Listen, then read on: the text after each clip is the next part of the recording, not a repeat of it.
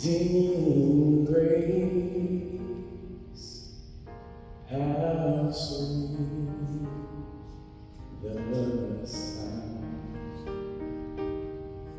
that saved a wretch like me.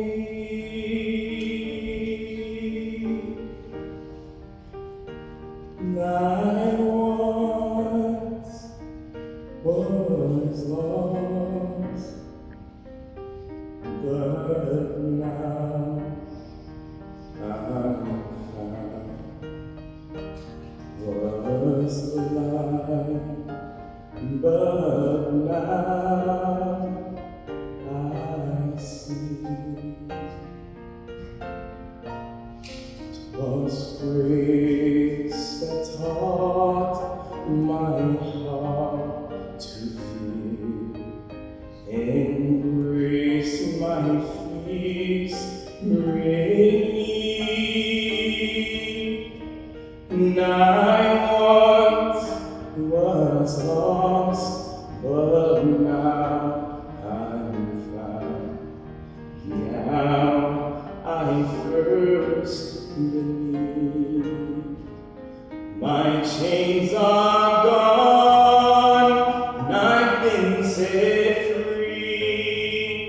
My God, my Savior, has ransomed me.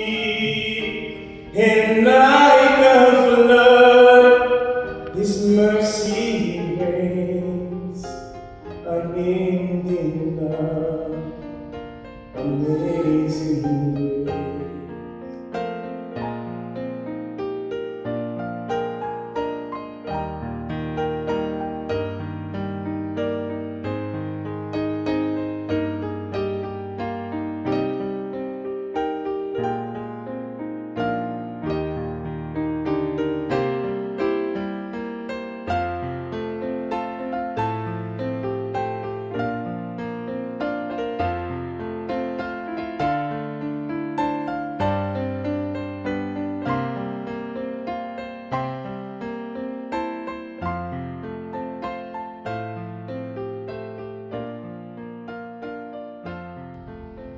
The reason Elijah was chosen to sing in the chorus was certainly his outstanding tenor voice and his willingness to uphold the standards and represent a 2nd Airborne Division.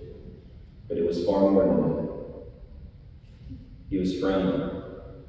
He got along well with others. He smiled a lot. He had a great sense of humor. And he was thriving. I saw his physical fitness improve. He was beginning to assume solo roles. He sang a solo for Lift Every Voice during the division's African American Heritage Celebration. He was beginning to offer suggestions during rehearsals, and he sang all the time. I'd hear him singing in the hallways, in the latrine, wherever there were good acoustics. You'd hear him singing something. I remember pulling into work one day, and he was just getting off his bike, and the moment his helmet came off, he was singing. And he sang all the way into the building. His star was rising. He was coming into his own confidence and identity, and cut short too soon. America needs men and women like Elijah Crawford, who are willing to use the gifts they've been given, whether that's fixing vehicles or singing, to make this world a better place. To take care of their corner of the Army, as we say in the 82nd Airborne Division, who care and are not just co-workers, but friends and brothers and sisters, friends who make us better. I know he would want us all to recognize how valuable life is, and that we are not guaranteed tomorrow. We cherish his memory and his legacy. Mrs. Ramos, thank you for sharing your son with us. May he rest in peace. I want to thank everyone for being here to honor and remember my son.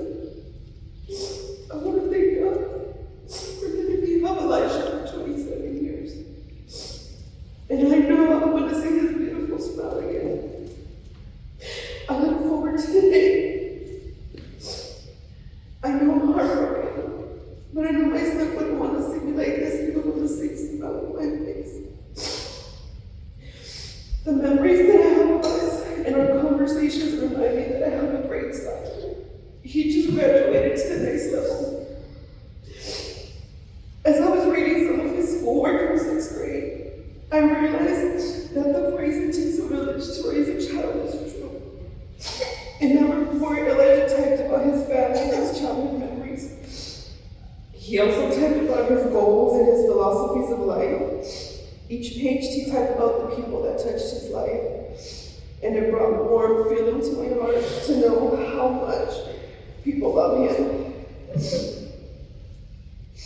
Many of you were my family, many people were part of Elijah's life and raising him. Some of them were babysitters, some of them picked him up from daycare. Some of you took him to soccer practice, some of you fed him. I think we all had the pleasure of wiping him. He liked his butt to be clean. I want to say thank you. That love is what keeps me going, and the memory of my son that I have. For those of you who don't know me, my name is Mario. I'm one of the men that called Elijah brother. I know there are many of you today that feel that role as well, and I want to thank you all for being here, and I'm sorry for our loss. You may be wondering why I'm dressed like a basketball coach.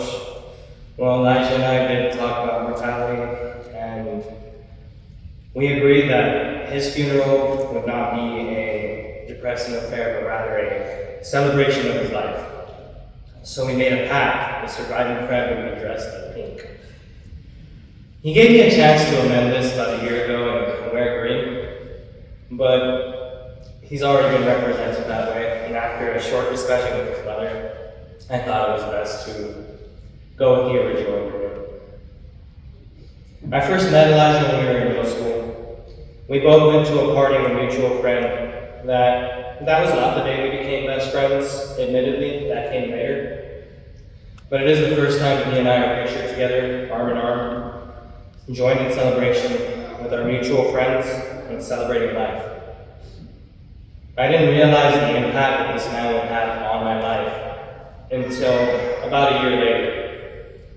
A year later at an event called Tuba Christmas, Elijah and I were hanging out with that same mutual friend whose birthday we had celebrated a year prior. As we walked up and down downtown Disney, we talked, we laughed, and we became close friends. To be completely honest with you, I'm not sure when Elijah became my brother. But that was the inception of us becoming closer. I was a year older than Elijah, and he was a year older than my younger brother. At times we made quite the rambunctious trio. When I moved on to high school, he and some other friends stayed back, and I waited eagerly for my friends to arrive. Elijah and I spent 1 year together in high school together, but during that time we spent every lunch and break together. Walking, talking, and just being hooligans.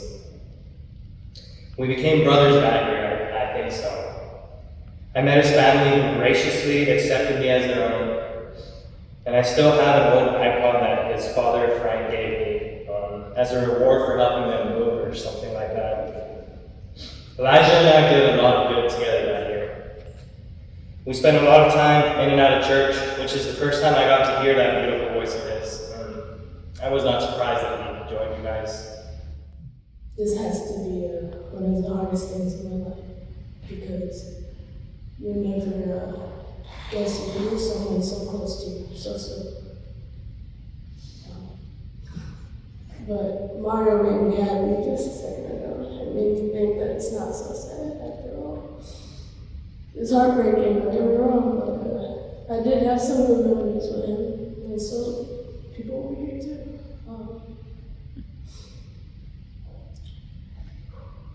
I'm sorry.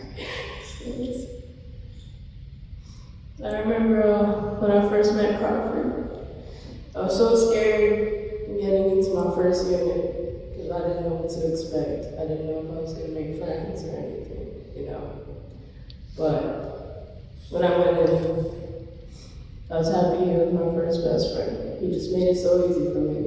It's like he understood me, and he was so weird and so many levels that I could relate. And so, when I first met him, And we got along and we created that clique. He would always come by my room, he even brought his TV and PlayStation, so that we could play video games and watch anime. Enjoy every weekend with him. I cherished every moment I had with this man, because he had an amazing personality. And he was an amazing person, and he would push me to achieve my goals and dreams, even though it was tough for him. And I'll try to reverse that energy back to him. I finally got comfortable to sing with him and play my guitar around him, to a point where he was being all weird and started recording me. And I was like, nah, dude, can't do that. And he was just like, I love your voice, you should join the chorus with me. But I was just scared to do it. That man, he went on and did it, and I wish I did it with him, because I would have spent more time with him.